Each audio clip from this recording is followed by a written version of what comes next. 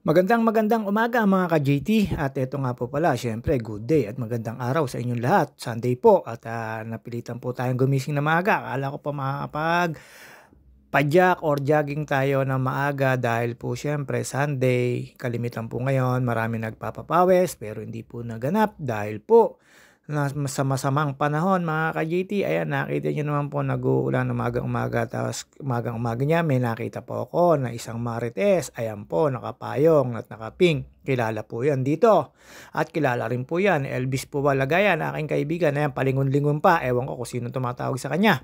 At syempre, kaibigan din po natin yan. At shoutout nga pala po sa Tech Kitchenamics na nagbigay ng syempre yung pinakbet at sa Chef Elvira Gutierrez. At ito po mga ka-GT, syempre shoutout din po sa mga nagpapa-shoutout at maraming salamat sa mga admin at nag-a-approve ng aking mga post. Thank you so much. At dito po syempre mga ka-GT, umaga nagchichismis po tayo. At meron po akong kilala, kumare, agang-aga. Meron daw nawalan at pinasok sa may area nila at nawala daw yung dirham at ang cell. Ang kinatatakot nung sa cell dahil daw merong video. Pero syempre, joke lang po. Ayan, nakita nyo naman po, Marites na Marites yan. Di pa makukontento yan, lilingon pa yan. Ayan, nakita nyo naman po, mga ka-GT. At syempre, eto, paikot-ikot lang po tayo dito, mga ka-GT. At naghanap po tayo ng mga kamarites. Meron nga po pala akong kamarites, taga doon sa ibang purok. At eto nga po, pinasok nga raw po yung bahay. At syempre, mga ka-GT, habang nagkakape tayo, ayan po si JT Sakalam. Kape-kape, parang hindi mo naman mainit yung kape mo. Dire-diretso ang mihigop. At syempre mga ka-GT, nag-aantay po tayo dyan na may mamarites ko. Ayan, nag-aalok pa po ako dyan. Pero may narinig po ako sa labas.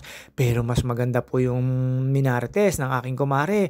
PM and GCash is the key. Eto nga po yun. Hindi nyo akalain na meron nga po siyang video sa cellphone, pero yon ay biro lamang po. Pero totoo po na may chinichismis po sa akin yan.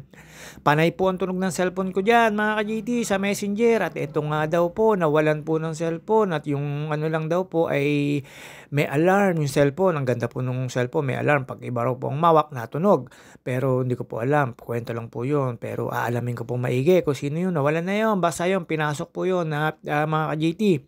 Kung gusto nyo po malaman, eto, PM is the key. At yun nga po mga ka-JT, habang nag-aantay po tayo dyan kay mga Marites. At pagtila ng ulan, talagang nag-decide na lang po ako na wag na po magpapawis. Dahil po ayan, madulas at maputik po sa bike yan mga ka-JT or sa sapatos. Siyempre, wala na po tayong pambiling sapatos at wala na po tayo susunod.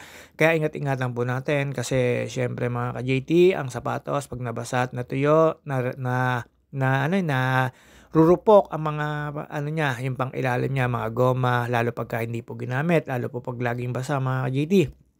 At ayan po, mekos-mekos lang po tayo dyan, chat-chat lang po yan, ang kulit po nung Majonda na yon at kilala po yun ng Adzeko at saka ni Anab Eyam. At alam nyo naman po mga ka-JT, eto dire-diretso lang po tayo dyan sa pagmamarites at hindi pa po ako nakontento. Pumunta po ako sa tindahan ni Ate Odeng at ni Ate Nene at ni Kuya Mario para magpapalit mga ka-GT at chumismis po doon dito sa isang tindahan at wala po robarya. At syempre kaya naman po tayo magpapapalit, may darating po tayong parcel galing Toktik, nakakaya naman po sa mga delivery or rider. Pagka naman po hindi pa kayo nakaprepare, nag-a-appear naman po sa cellphone nyo at doon nga po medyo mura. At ayan mga ka-GT, baba na po tayo at after po tawag dito, magkape, palabas na po tayo mga ka-GT. Alam nyo naman po, hindi naman matatapos ang araw natin na hindi tayo may mamarites. Kaya alam, minalas po tayo ngayon. Wala po ako marinig na marites, mukhang peaceful na peaceful po. Kaya ayun, galing po sa ibang lugar, sa Purok na iba mga ka-GT. Ayan, dami na pong taong mga alabasan, kaya po ako ay naka-isosyo na. Pero ayan, tumitingin pa rin po ako sa sama ng panahon, pero wala na po, hindi na po ako susubok niyan mga ka-GT. At syempre, alam nyo naman po, eto lang tayo, Marites is life, kaya lang minalas po tayo ngayon, pero sinuwerte naman, medyo malayo lang. At yun nga po, kinuwento at tatambay po tayo dito mga ka-GT. Ayan, nakita nyo naman po, pulang-pula tayo. Parang may birthday ang JT sa Kalam, naka-Pilipino. Siyempre, proud ako, Pilipino ako. At ayan po mga JT, nakita nyo naman po, paikot-ikot lang po tayo. Siyempre, yung mga kachismisa na yan, alam nyo naman po. At siyempre, hindi naman makakaligtas sa akin yan. At dito po mga ka-JT, habang nag-chismis tayo dyan, may mga kakwentuhan po tayo dyan at may mga bata natakbo dyan. Meron po kasing bilihan do'n sa may dulo, maaga pa po nagbubukas kaya yung iba diyan diretso po dito sa may amin, dito po nabili dahil po marami pong tindahan ditong bukas na. Madaling araw po kasi sila nagbubukas dito, hindi po kagaya sa ibang tindahan at siyempre mga ka-GT, kaya swerte-swerte po tayo. Pero ako naman po, hindi naman po ako nakakabili, puro tsismis lang po ang ginagawa ko. Ehem, ehem po, mga ka-JT, lunok-lunok ka-JT sa Kalamayan, may nakakita po ako, ayan, naka-cream lane na, na t-shirt, bigay naman. At yun nga po mga ka-JT, syempre, Lodi mga player nun. At pagkatapos po niyan, naantay ko lang po dyan si Sasabog at maliligo po sa ilog.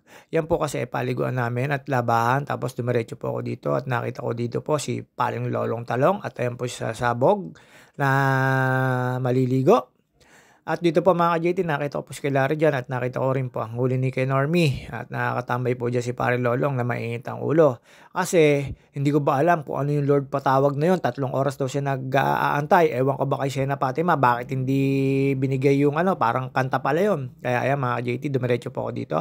Nakita nyo naman po si Pare Lolong Talong, nag-aantay po ng truck yan. At ayan po mga nahuhuli ngayon sa Lawa ng Laguna dito sa may parte sa amin, parting Bukal, Pansol, Sukol, ayan ang dami po nakita niya po. Huli po ni kay Normian. At alam niyo naman po mga ka-JT, dito nagmarites po tayo, dumiretso po tayo dito mga ka-JT, dumaan po tayo kay Ate Odeng at Ate Nene. At para magpapalit, sabi ko kaysa bumili ako, magpapapalit lang ako para pambayad sa parcel, alam niyo na. Doon po kasi hindi ka na mag-aanap, makikita niyo lang po yun. Depende na lang po sa kalidad, pero lahat naman po na nabibili ko ay di kalidad. Nung una mga order ko, hindi ko po alam na ganun po pala yun.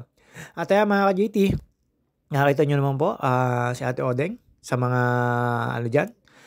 Dito po, pwede rin kayo bumili at kay Jean Luzon. Depende po at dito may water station po rito. Ayan mga ka-GT, kaya lang po napasobra ako ng bayad dyan. At marami po nakatambay na manok dito. Ayan. Siyempre mga ka-GT, iniwan ko na po sila dyan at nakita ko naman po dito si Pak George. Si George. Ayan na po ang kaibigan ko. Ewan kung ba't napadaan po dito yan. Parang magbebles sa XBNan mga ka-JT.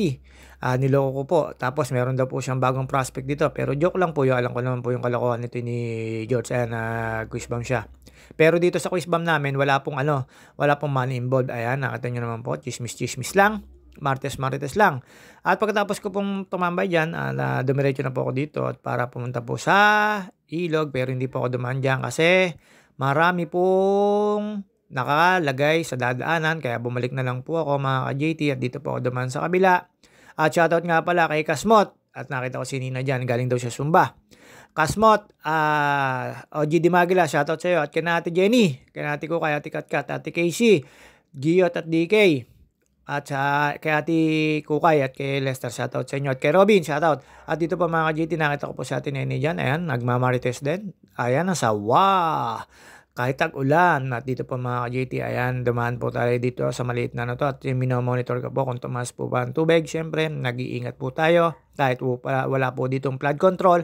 At hindi ko po alam kung may contractor dito. Pero siyempre, alam nyo naman mga ka-JT, ayan na maulan-ulan. Nandito lang po tayo sa gilid. Baka makita po tayo ng minamarites ko. Nakita nyo naman po dami naliligo dito rin po sa kabila. Dami rin po naliligo dyan mga ka-JT. Ayan, nakita nyo naman po, puro bata.